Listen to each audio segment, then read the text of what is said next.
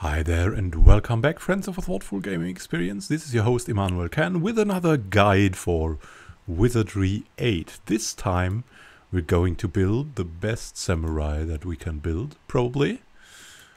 And yeah, so if you want to build a samurai in your party, then you should watch this. And if you don't want him, yeah, you should be convinced at the end that a samurai is an excellent addition to your party. So let's first look at the attributes the class brings with it, or the profession as it is called in Wizardry 8. We have strength, intelligence, vitality, dexterity and speed. This tells us with these 4 attributes that you have a close combat class or profession here, and intelligence adds a tad of an offensive caster there. If you would have piety, it would be a defensive caster. Intelligence, it's an offensive caster, but don't be fooled there. Your samurai will not be like the best offensive caster there is, because if you want to raise intelligence all that high, yeah, should have gone for a mage really. Mage is much better for that. You can though, you can always, but the strongest samurai, in my opinion, and I think it's the opinion of many others, is a melee samurai. So let's play to his strengths there.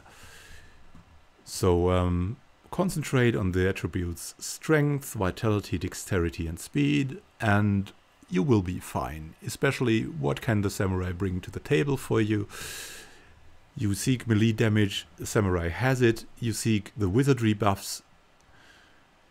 This is like the second important spell school in Wizardry 8 besides Divinity, and the Samurai has that as well. So all of the good buffs, you're perfectly set with Divinity and Wizardry, so the Samurai would be an excellent addition to the party if you need the buffs. Also, if you need melee damage, he's extremely high melee damage in the late game, and he has very good damage in the middle game. He's not that good of a damage dealer in the early game, but you will survive that anyways with the nice buffs he gives. You can see he has lightning strike and he's fearless. Fearless means he's immune to fear, which is pretty helpful in most encounters where you have casters against you. He will be the one dealing damage then, and really much damage, thanks to lightning strike, which like doubles or triples your attacks you have in a round. You can have with like 2 swords, and you can have up to like 12 attacks in a round. I think there's no hard limit to that, and this is why I would prefer, if you're going for attributes, speed and strength. So let's look at the racist choices here. What good racist choice do you have here? You have the Hobbit, which is really, the Hobbit is made for the samurai class. You can say that. Already has okay intelligence, he's good bonus points. He has a good amount of speed, of dexterity, of strength, and he has good senses to boot. And you could just like go for a build like this, emphasize strength and speed, and then go for it. The Hobbit has all the lightning strikes that you need for you in store. Well, but there's one problem with the Hobbit. He's tiny. Well, he's normal size, to be fair. So you could also take a Mook. Why would you take a Mook? You see, samurai is specialized in sword skills, and one of the good swords in this game is the giant sword, which you get in, I would say, the middle game. It's a 2-handed sword which is extended range, which really adds some damage if you can reach the opponents easier.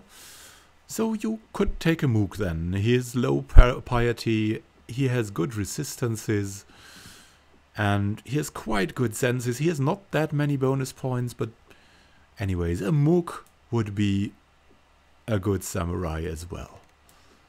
Just remember to put the attribute points into strength, dexterity and speed, and if you have finished all of this, then go for vitality, because Yeah, Samurai is not that tough. He gets a lot of hit points, but you shouldn't put the Samurai in the flanks because he'll be always attacked first. That is my experience. I don't know why, I don't know how, but the enemies always go for the Samurai. So put him in the middle, but in the front, because he's most useful in the front. So Mook, Hobbit are really good choices. Also Felper, because of the speed and dexterity, is a really good choice. And you can also take a Tiger then. Ravulf, you can see for yourself, is not a good choice. And Draken would be a really good choice as well, as you already have like most of the attributes. You have bonuses on from the start. You have bad senses though, which could hurt, but a Draken is really a good choice as well. His lower mental resistance does hurt a bit, but yeah, as I said, my favorites are the Hobbit or the Mook. There are other choices you can make. A human is always a good choice, but he has no resistances and he is a bit boring, right? So let's go for my favorite, the Hobbit Samurai. Let's make him female, because you need a lot of stamina with all the lightning strikes, and in the beginning of the game there are good items to regenerate stamina, but only for females, strangely. And what will you go for? You could go for strength and speed, or you could go for dexterity and speed. But I would always go for speed first, because speed is such a good thing with lightning strike. And like if you go this route, you'll have so many attacks. If you go this route, you have more stamina. So I like the balanced route. I'll take speed and strength. After that, I'll max dexterity and vitality. And we'll have a very good combat samurai Hobbit. So what skills should you take? You have a lot of skills that are important for the samurai, which is why the samurai only gets really good in the late game. He's good in the earlier game too, but he's really better in the late game. What skills should you go for? You should always go for swords. Swords are the best weapons in the game, so there's no problem for that. Just give your samurai all swords and you'll be happy for the game. You can give him a bow as well, that works too, as a ranged weapon, but swords are really the bread and butter for the samurai. So go for swords, always max that sword thing, and also always max the dual weapons until you cannot max them more, because you have to remove the penalties on dual weapons with this skill. And the higher this gets, the better. So sword is the most efficient way to make your samurai hit if you use the sword, and dual weapons is the second best way if you use two swords. And after that you have close combat and critical strike. I would go for close combat first, because you should first be able to hit targets. Critical strike will rise on its own mostly, and if you reach level 5 you'll have spells there, and then you should, instead of close combat, always take wizardry points to expand your spell choices. And then also in combat, whenever it even remotely makes sense, you should cast your spells to practice that. Because I wouldn't put points into like the spell schools, like fire magic or something like that. That's just wasting points you need for your main bread and butter skills: sword, dual weapons, and wizardry. So cast those spells when you can to practice them in easier encounters that are also there in wizardry. And take spells that don't do that much damage, but are instead combat buffs, or are debuffs against the opponents with no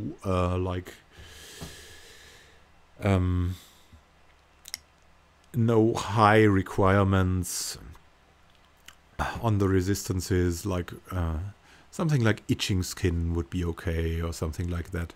You can also choose the pure damage spells, and I would definitely do that with a later level. So if you go up the spell levels, you can take some of the direct damage spells, but always take the buffs first, because the buffs don't need any resistance, and you won't have points to raise your intelligence, which would in turn help you with these resistances. But yeah, just go for the buffs and then go for irresistible debuffs like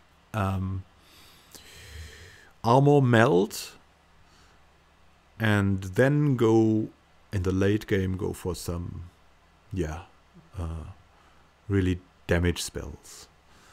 At the start, to take the spells is like to practice the school, so spread out your spell picks at the start, then save them up for later game. The spell picks, that is, while you practice spells in all the schools, and always buy the spell books to bring this up as well. And yeah, you're set if you're sticking to dual weapons, sword and wizardry, then with your samurai.